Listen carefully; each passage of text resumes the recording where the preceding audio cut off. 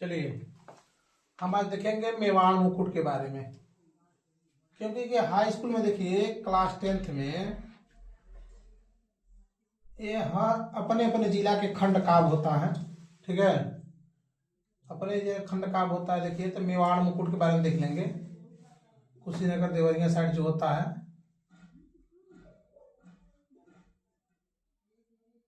ये मेवाड़ मुकुट ही चलता है। ठीक है, देखेंगे मेवाड़ मुकुट के बारे में।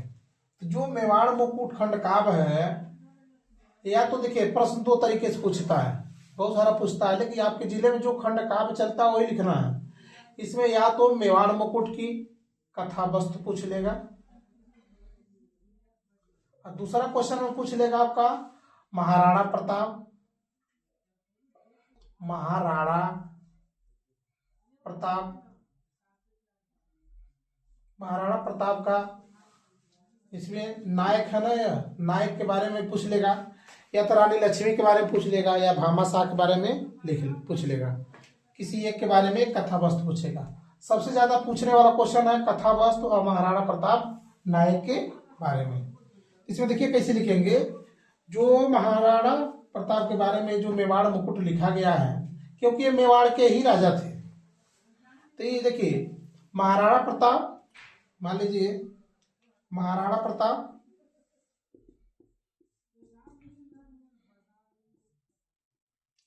इधर बना दीजिए अकबर, महाराणा प्रताप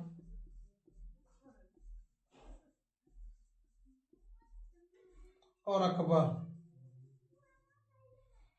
जो राजा थे, महाराणा प्रताप, इसके दुश्मन, इनके जो दुश्मन था वो अकबर। ये दोनों के बीच में हल्दी घाटी, हल्दी घाटी में युद्ध हुआ, जिसमें महाराणा प्रताप ने क्या किया, हार हो गए, इनका पराजित हो गया। अकबर ने जीत हासिल किया, जिससे ये अपने पत्नी के साथ अरावली पर्वत पर जाने लगे। यही से होता है मेवाड़ मुकुट की शुरू। इसको लिखने वाले कौन है, गंगारतन पांडे। मेवाड़ मुकुट जो खंडकाव्य एकांकी है, इसको लिखने वाले हैं गंगारतन पांडे। गंगारतन कहते हैं, गंगारतन पांडे लिखते हैं कि जब हल्दी घाटी में महाराणा प्रताप और अकबर की क्या होती है, दोनों की लड़ाई होती है हल्दी घाटी युद्ध में, तो जो महाराणा प्रताप है इसमें क्या हो जाते हैं, हार जाते हैं। हारने के बाद अपने पत्नी और अपने पुत्र और शत्रु पक्ष की जो कन्या होती है दौलत, उसके साथ अरावली पर्वत पर चले जाते हैं। ठीक है, तो इसमें 7 सर्गों में बांटा गया। कितने सर्गों में, 7 सर्गों में बांटा गया है। 7 सर्गों का नाम लिखना एकदम जरूरी है। कहेंगे 7 सर्गों में बांटा गया है। तो 7 सर्ग में कौन कौन है, तो लिखेंगे प्रथम सर्ग। प्रथम सर्ग में ये जा रहे हैं, कहा जा रहे हैं, अरावली पर्वत पर। कहा जा रहे हैं, अरावली पर्वत पर। तो प्रथम सर्ग में आ जाएगा अरावली। क्या हो जाएगा, अरावली हो जाएगा। प्रथम स्वर्ग में क्या हो जाएगा, अरावली हो जाएगा। और दूसरा स्वर्ग दिखेंगे, दूसरा स्वर्ग हो जाएगा, अब किसके साथ जाएंगे, महाराणा प्रताप से किसके साथ जाएंगे, तो महारानी लक्ष्मी। याद करिए, पर्वत पर क्यों जाई, तैसे थोड़ी चल जाइए, अपने पत्नी की कौन सी, लक्ष्मी को लेकर ही जाएगा। तो अपने रानी लक्ष्मी को ले जाएंगे। अब लिखेंगे, देखिए तीसरा सर्ग में देखेंगे, तो तीसरा सर्ग में जो है वो महाराणा प्रताप है, महाराणा प्रताप। ऐसे सर्ग पूछ लेता है किस सर्ग में कौन है। अब चतुर्थ सर्ग में इनके साथ पुत्र तो गया ही है, और शत्रु पक्ष की कौन है, दौलत। शत्रु पक्ष की जो कन्या है दौलत।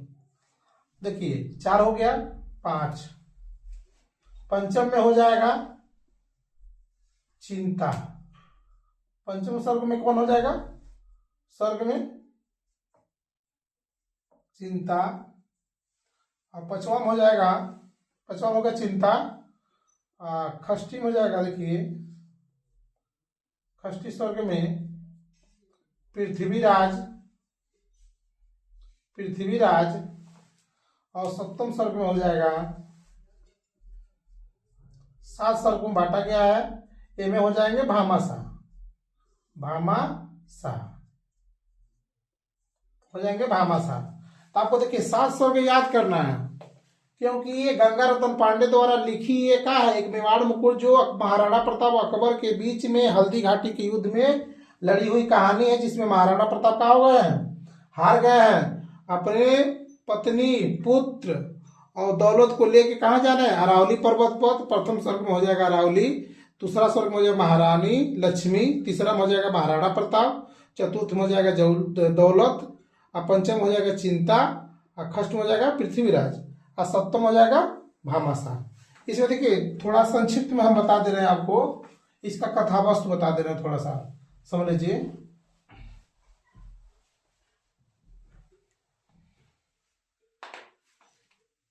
देखिए ये में इसमें जो महाराणा प्रताप है अकबर से लड़ाई लड़ रहा है हल्दी घाटी के युद्ध में, और उससे ये पराजित हो गए। पराजित होने के बाद ये अपने पत्नी, पुत्र और दौलत को लेकर अरावली पर्वत में चले गए हैं, जहां पर इनकी पत्नी जो है कंद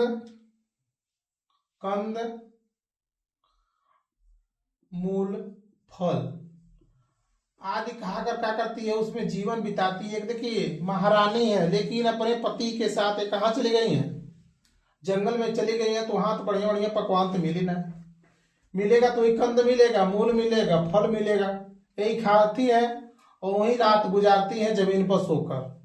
लेकिन अपने जो पुत्र है उसकी दयनीय स्थिति को देखकर वो बहुत हतोत्साहित हो जाती है, परेशान हो जाती हैं। लेकिन देखिए वो अपने से इन्हें पति के साथ हमेशा देती हैं और कहती हैं,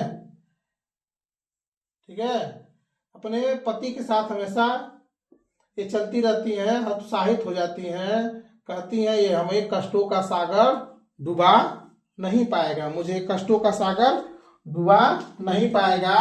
तभी महाराणा प्रताप के बारे में चालू होता है। ये कहते हैं इनके जो भाई शक्ति सिंह थे, इनके भाई कौन थे, शक्ति सिंह, जो विश्वासघात किए थे अपने भाई के साथ, विश्वासघात किए थे। जैसे रामायण में विभीषण ने अपने भाई रावण के साथ विश्वासघात किया था, सेम ऐसे महाराणा प्रताप के भाई शक्ति सिंह ने ये जाकर अकबर से मिल गया था, जिससे इसके विश्वासघात से तो बहुत दुखी थे महाराणा प्रताप। लेकिन वो कभी हार नहीं माने और मेवाड़ की भूमि को फिर से आजादी के लिए, स्वतंत्र कराने के लिए एकदम इच्छुक रहते थे। अब यहाँ हो जाएगा महाराणा प्रताप के बारे में, ठीक है। अब इसी में दौलत पक्ष की जो कन्या होती है इसके बारे में देखिए आएगा। अब चिंता से देखिए दौलत पक्ष की जो कन्या होती है बहुत मीठे स्वर में बोलती है, ये दौलत पक्ष की होती है, और ये तुलना करती है भामाशाह में, ये तुलना करती है शक्ति सिंह और महाराणा प्रताप के बारे में। ये दोनों भाई में तुलना करती है। एक आदमी ऐसा है, एक भाई जो जग दुश्मन में मिल गया, और एक भाई जो है अपने राज्य को स्वतंत्र कराने के लिए कितना दिन रात प्रयत्न कर रहा है, जंगलों में रह रहा है। तो बोली ये सूर्य है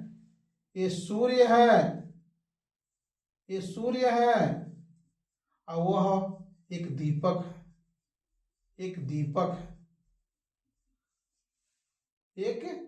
है, ठीक है।